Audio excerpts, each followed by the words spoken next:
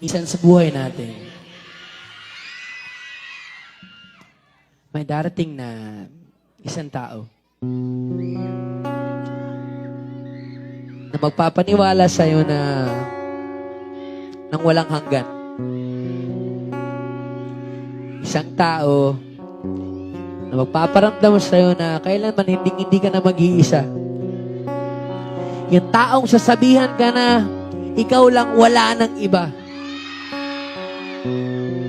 Yung papangakuan ka ng hindi kita iiwanan. Pero naku naman,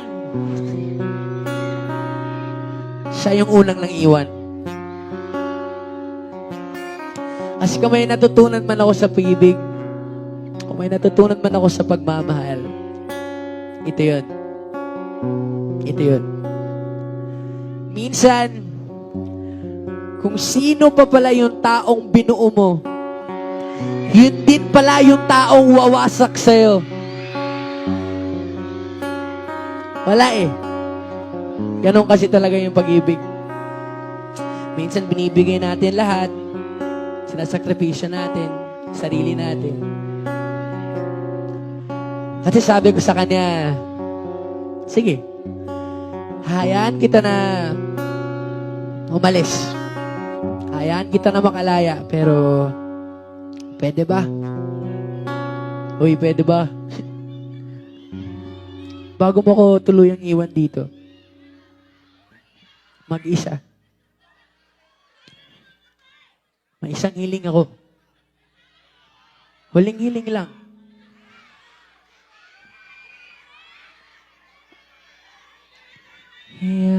Yakapin mo ako kahit hindi na totoo maiintindihan naman kita kung talagang sawa ka na at kung masasaya ka sa iba, wag mo na akong isipin pa. Oksan ko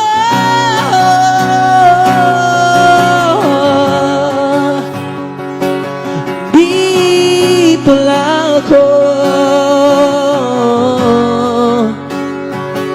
Huwag mo na akong isipin pa. Huwag kang mag-alala.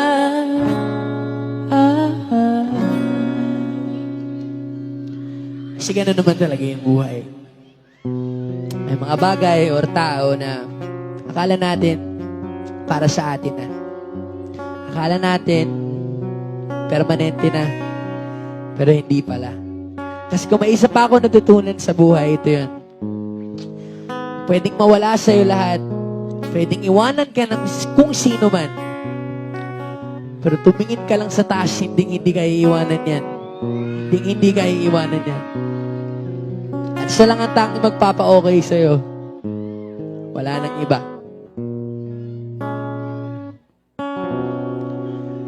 Kasi okay lang